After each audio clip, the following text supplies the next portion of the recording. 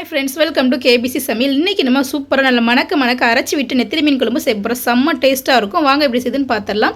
வீடியோக்குள்ளே போகிறதுக்கு முன்னாடி நம்ம சேனலில் ஃபஸ்ட் டைம் நீங்கள் பார்க்குறீங்கன்னா சப்ஸ்கிரைப் பண்ணிக்கோங்க. பக்கத்தில் இருக்கிற பெல் ஐக்கானை கிளிக் பண்ணி ஆல் ஆப்ஷனும் சேவ் பண்ணிச்சுக்கோங்க. அப்போ தான் நான் போடக்கூடிய ஒவ்வொரு வீடியோஸும் நோட்டிஃபிகேஷனாக வரும். சப்ஸ்கிரைப் பண்ண பார்க்குற புது வியூவர்ஸும் மறக்காமல் சப்ஸ்கிரைப் பண்ணி சப்போர்ட் பண்ணுங்கள். வாங்க வீடியோக்குள்ளே போகலாம். ஒரு கடாயில் 1 ஸ்பூன் மல்லி சேர்த்துக்கலாம், 1/2 ஸ்பூன் மிளகு, 1/2 ஸ்பூன் சீரகம், 1/2 ஸ்பூன் பெருஞ்சீரகம், 1/2 ஸ்பூன் கடலைப்பருப்பு, 1/4 ஸ்பூன் எள்ளு.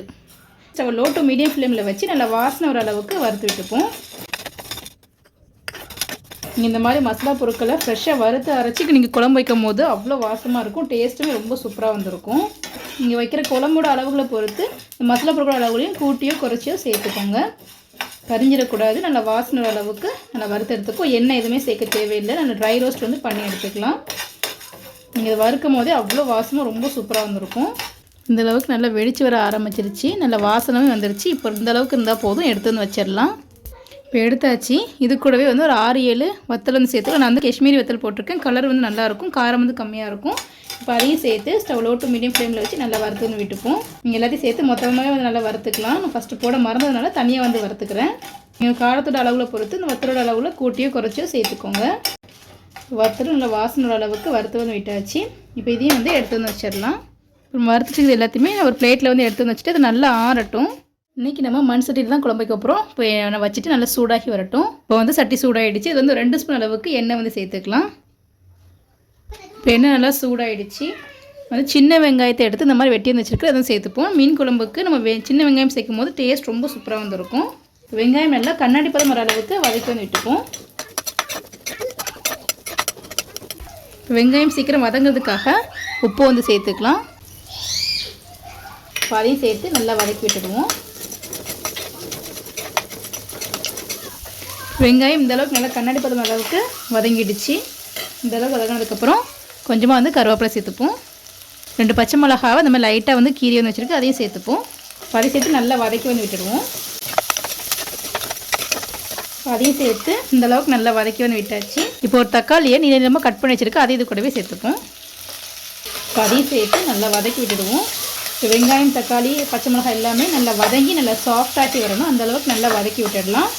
ஸோ லோ ஃப்ளேம்லேயே வச்சு நல்லா வதக்கிப்போம். இப்போ இது வதக்குறதுக்குள்ள முதல்ல வறுத்து சீக்கிர மசாலா பொருட்களை நல்லா அரைச்சி எடுத்துப்போம். இப்போ நம்ம வறுத்து சீக்கிர மசாலா பொருட்கள் எல்லாமே நல்லா ஆறிடுச்சு. இப்போ இதை ஒரு ஈரம் இல்லாத மிக்ஸி ஜாரில் சேர்த்துக்கலாம். வத்தாலும் இந்தளவுக்கு கிறிஸ்பியாக இருக்கணும். பாருங்கள், இந்தளவுக்கு இப்படி உடைச்சாலே காரணம் உடைச்சாலே உடையணும். இந்தளவுக்கு நல்லா வறுத்து விட்டுக்கோங்க.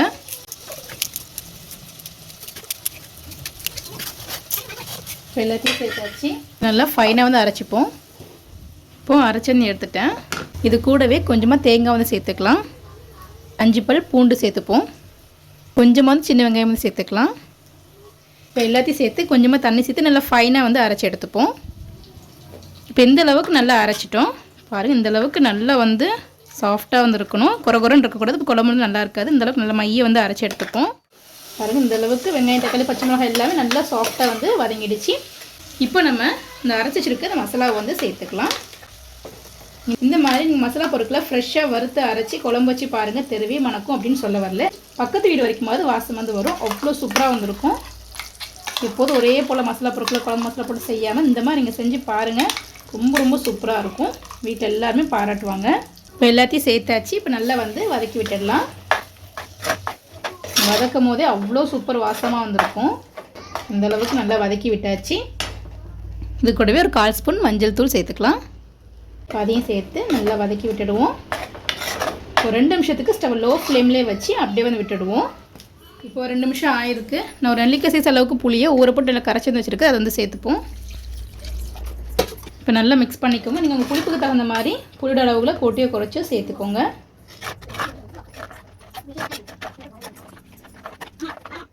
இப்போ குழம்புக்கு தேவையான அளவுக்கு தண்ணி சேர்த்துக்கலாம்.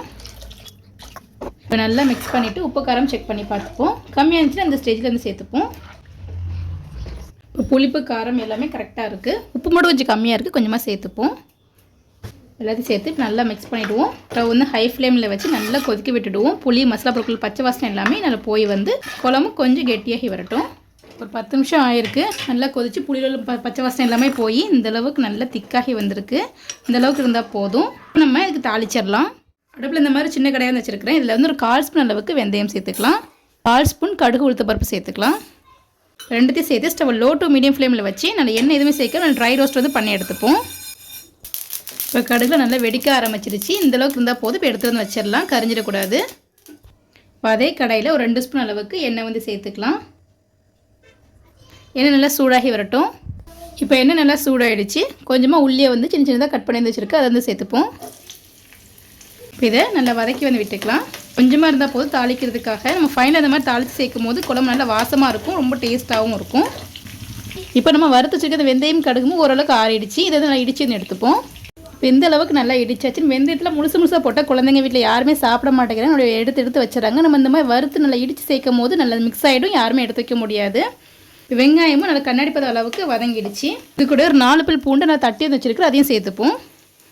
கொஞ்சமாக கருவேப்பிலையும் சேர்த்துக்கலாம். அதையும் சேர்த்து நல்லா வதக்கிடுவோம்.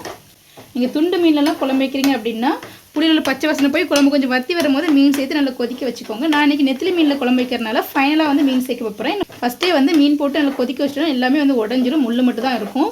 அதாவது ஃபைனலாக வந்து சேர்த்து ஒரு கொதி மட்டும் விட்டால் போதும். நல்லா வதங்கி வந்து வரட்டும். இந்தளவுக்கு வதங்கி லைட்டாக கலர் சேஞ்ச் ஆக ஆரம்பிச்சிருச்சு. இப்போ நம்ம வறுத்து இடித்து வச்சுருக்கிற அந்த வெந்தயத்தையும் கடுகையும் சேர்த்துப்போம். அதையும் சேர்த்து நல்லா வதக்கி விட்டுடலாம். நீங்கள் வதக்கும் போதே மணக்கம் அப்படியே அவ்வளோ சூப்பராக இருக்கும். இந்த அளவுக்கு நல்லா வந்து வதக்கி விட்டாச்சு. இது கூடவே ஒரு 1/4 ஸ்பூன் அளவுக்கு வத்தல் தூள் வந்து சேர்த்துப்போம். நல்லா ஃபைனாக சேர்க்கும்போது நல்லா கலர் வந்து கொடுக்கும், ஃப்ளேவர் ரொம்ப சூப்பராக வந்துருக்கும். இப்போ அதையும் சேர்த்து நல்லா வதக்கி விட்டுடுவோம். நீங்கள் எந்த மெத்தடில் குழம்பு வச்சாலும் சரி, நீங்கள் இந்த மாதிரி ஃபைனில் தாளித்து ஊற்றி பாருங்கள், குழம்பு அவ்வளோ சூப்பராக வந்து வாசமாக இருக்கும், டெம்ப்டிங்காக வந்துருக்கும், டேஸ்ட்டுமே சும்மா அல்டிமேட்டாக வந்திருக்கும். இந்த அளவுக்கு நல்லா வதக்கியாச்சு. இப்போ இதை வந்து எடுத்து வந்து வச்சுருவோம். இப்போ நம்ம மீன் வந்து சேர்த்துக்க. நான் வந்து நெத்திலி மீன் எடுத்துக்க, நல்லா பெருசாக வந்துருக்கு. நீங்கள் இதே மெத்தடில் எந்த மீனாலும் சேர்த்துக்கலாம். நெத்திலி மீன் வந்து சட்டுன்னு வந்து வெந்துடும், அதனால தான் வந்து ஃபைனலாக வந்து சேர்க்குறேன். நீங்கள் பெரிய மீனாக எடுத்துக்கிட்டிங்கன்னா ஃபஸ்ட்டே வந்து சேர்த்து கொஞ்சம் கொதிக்க வச்சு வேக வச்சு எடுத்துக்கோங்க. செடியில் வச்சுருக்கனால இந்த சூட்லேயே வந்து நல்லாவே வந்து வற்றி வந்து நல்லா சூப்பராக வெந்துடும். எல்லா மீனையும் சேர்த்தாச்சு. இது கூடவே நம்ம தாளிச்சு வச்சுருக்க தாளிப்பையும் சேர்த்துக்கலாம். ஒரு கொதி மட்டும் வரட்டும், வந்தோடனே ஆஃப் பண்ணிடலாம். இப்போ நல்லா கொதிச்சிருச்சு, மீன் நல்லா வெந்துருச்சு. இப்போ ஸ்டவ் ஆஃப் பண்ணி எடுத்து வந்து வச்சிடலாம். இப்போ நம்மளுடைய அரைச்சி விட்டு நெத்திலி மீன் குழம்பு ரெடி ஆகிடுச்சு. ரொம்ப சூப்பராக இருக்கும். நல்ல கிராமத்து ஸ்டைலில் அவ்வளோ சூப்பராக இருக்கும். நல்ல வாசம் அவ்வளோ சூப்பராக இருக்கும். கண்டிப்பாக நீங்களும் இப்படி ட்ரை பண்ணி பார்த்துட்டு எப்படின்னு சொல்லி கமெண்ட் பண்ணுங்கள். இந்த வீடியோ உங்களுக்கு பிடிச்சிருக்குன்னு நினைக்கிறேன். பிடிச்சிருந்தா லைக் பண்ணிக்கோங்க, உங்கள் ஃப்ரெண்ட்ஸ் அண்ட் ஃபேமிலிஸ்க்கும் ஷேர் பண்ணுங்கள். இது போல் நிறைய வீடியோஸ் பார்க்கணும் மறக்காம சேனலுக்கு சப்ஸ்கிரைப் பண்ணிக்கோங்க. நம்ம சேனலில் மீன் குழம்பு ரெசிபிஸ் நிறைய போட்டிருக்கோம். அதோட லிங்க் டிஸ்கிரிப்ஷன் கொடுக்குற, மறக்காம செக் பண்ணி பாருங்கள். ரொம்ப ஈஸியாகவும் இருக்கும், ரொம்ப டேஸ்ட்டாகவும் இருக்கும். தேங்க்ஸ் ஃபார் வாட்சிங்.